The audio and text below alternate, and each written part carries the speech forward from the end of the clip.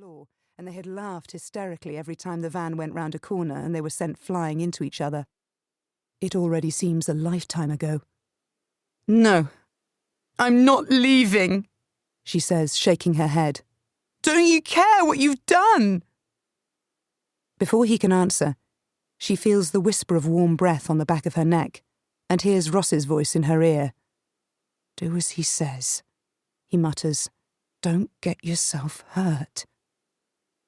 Ross had boasted earlier that he knew Niall better than anyone, and his warning is enough to make her clamber into the back of the van. She's wearing cut-off denim shorts, and the metal floor is freezing against her bare legs as she sits down. Niall gestures for Ross and Kelvin to climb in beside her, then slams the door shut on them. The noise makes her flinch. As Niall starts the engine, she tries to catch Ross's eye, but he won't look at her. "We've got to stop him! Just shut the fuck up!" he whispers, casting a fearful glance towards the front of the van, where Niall is revving the engine. "Give him a minute and he'll calm down. Then we'll go back." The speed at which the van pulls away sends her flying sideways, and her right temple catches on the wheel arch. She tries to pull herself upright, but they swing first to the left, then to the right, accelerating with every turn, tossing them around like boys at sea. "Slow down!" she screams, certain she'll throw up. Ross pitches across the van and lands heavily on her legs.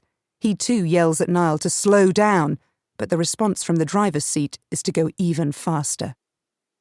She's crying uncontrollably now. She wants to go home. They should never have accepted Niall's invitation to meet for drinks, much less agreed to go for the drive with him once they were all tanked up. But he had been so persuasive and charming, right up until the point he snapped. They hit a straight bit of road, giving Ross the chance to climb off her and help her sit up. There is no partition between the front and back, so she reaches forward and grabs Niall's shoulder over the top of his seat, clawing at his black t-shirt with her fingernails. "Stop the van!" she shouts hoarsely. As he shrugs her hand off, Niall yanks the steering wheel to the right. The van veers across the road, and blinding yellow light suddenly illuminates the windscreen.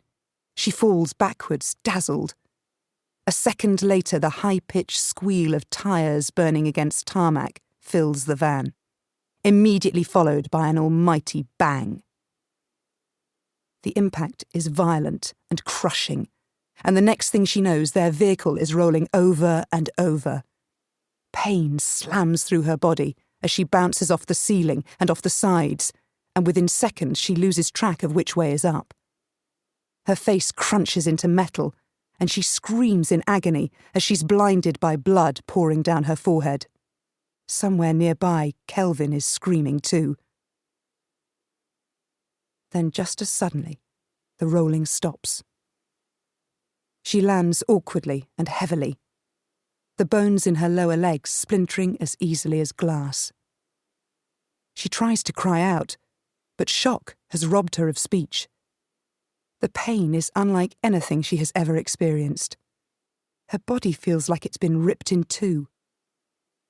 She shakily wipes the blood from her eyes and tries to stay calm, but it hurts so much to breathe, and her vision is blurring around the edges. As the blackness claims her sight, she manages to find her voice one last time. It is small, pitiful, barely a whisper. It doesn't sound like her anymore. "We have to go back." Chapter 1. November, present day. The carpet in the sitting room was a mishmash of brown, red, orange and purple swirls, a relic from a decade when taste was dubious at best. Years of footfall had worn it away in places, and even though her ankle boots were shod in protective blue plastic and she was keeping to the metal plates of the common approach path laid down by forensics, Detective Constable Maggie Neville was still mindful to avoid the frayed white patches as she crossed the room. The rustle of her temporary footwear alerted the two men already there to her arrival. One of them, Paul, was from the Crime Scene Investigation Unit, and he was crouched on all fours, peering into the gap between the bottom of the high-legged...